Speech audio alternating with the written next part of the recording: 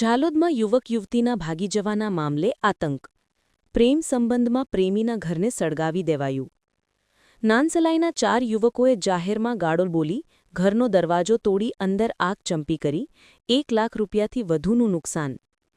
દાહોદ જિલ્લાના ઝાલોદ તાલુકાના નાનસલાઈ ગામમાં એક ચોંકાવનારો બનાવ સામે આવ્યો છે. ગામના એક યુવક દ્વારા યુવતીને ભગાડી જવાની અદાવતમાં યુવતીના પરિવારના સભ્યોએ પ્રેમીના ઘરે જઈને જાહેરમાં અપશબ્દો બોલી ઘરનો દરવાજો અને બારી તોડી નાખી ઘરમાં આગ લગાડી દીધી હતી. આ ઘટનામાં ઘરવખરી અને મકાનને ભારે નુકસાન થયું છે, જેની અંદાજિત કિંમત 1 લાખ રૂપિયાથી વધુ આંકવામાં આવી છે. ફરિયાદી અમિતભાઈ મનોજભાઈ પરમાર, ઉંમર 18 વર્ષ, રહે નાનસલાઈ દ્વારા નોંધાવવામાં આવેલી ફરિયાદ મુજબ તેમના મોટા ભાઈ તુષાલભાઈને તેમના ફળિયામાં રહેતી યુવતી સાથે પ્રેમ સંબંધ હતો. ગત તારીખ 30/11/2025ના રોજ તુષાલભાઈ અને યુવતી બંને ભાગી ગયા હતા. બંનેની ઉંમર થઈ ગયેલ હોવાથી પરિવારજનો વચ્ચે સમાજ રહે નિકાલની વાતચીત ચાલી રહી હતી, પરંતુ ભાગી ગયેલા યુવક યુવતી મળી આવ્યા નહોતા. ગઈકાલે તારીખ 2/12/2025ના રોજ સાંજના આશરે 7 વાગ્યાના સમયે ફરિયાદી અમિતભાઈ તેમના મામાના ઘરે હતા, ત્યારે તેમના કાકા અનિલભાઈ વીરાભાઈ પરમારનો તેમને ફોન આવ્યો.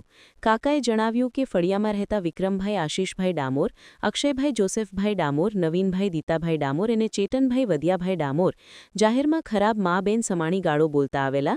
આરોપીઓએ ફરિયાદીના ઘરે જઈને કહ્યું હતું કે તમારો છોકરો તુષાલભાઈ અમારી છોકરીને ભગાડીને લઈ ગયેલ છે અને તમો અમારી છોકરીને કેમ અમોને પરત સોંપતા નથી.